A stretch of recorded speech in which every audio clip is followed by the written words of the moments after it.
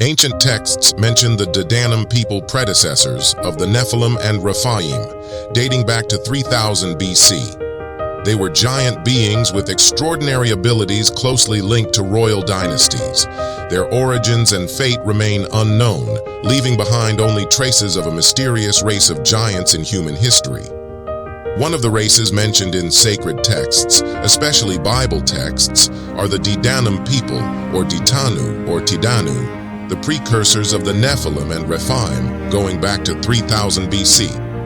There are not many references to this race, however, we will try to touch upon what is known about them. Many already know about the Nephilim, the offspring of the sons of gods and the daughters of men, beings of gigantic size with incredible abilities and powers who are associated with the demigods of all different religions and mythologies. In the same category belong the Rephaim, who were also beings of enormous stature and powerful abilities, a generation of heroes. Furthermore, references to the Rephaim in the Bible identify them as shades or spirits, giving another dimension to their existence, as if they were able to interact or manifest at the same time in different realities. In ancient texts, it seems that the Didanites are very closely related to the Rephaim, making them another race related to the gods of the past.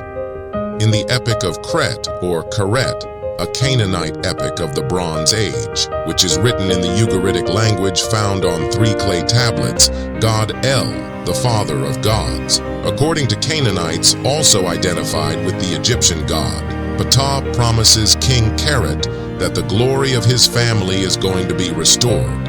It mentions the assembly of the Didanites, referring to the Didanum people.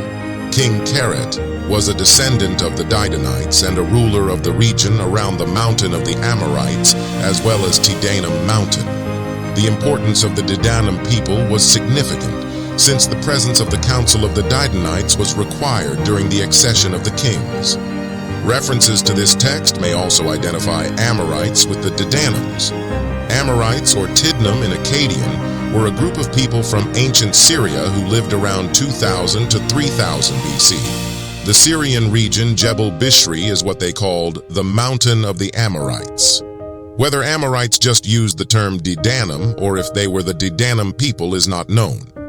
Furthermore, in one Sumerian poem called The Descent of Inanna to the Netherworld, the Didanum people are referred to as an enemy of Inanna, Sumerian goddess of sexual love, fertility, and warfare.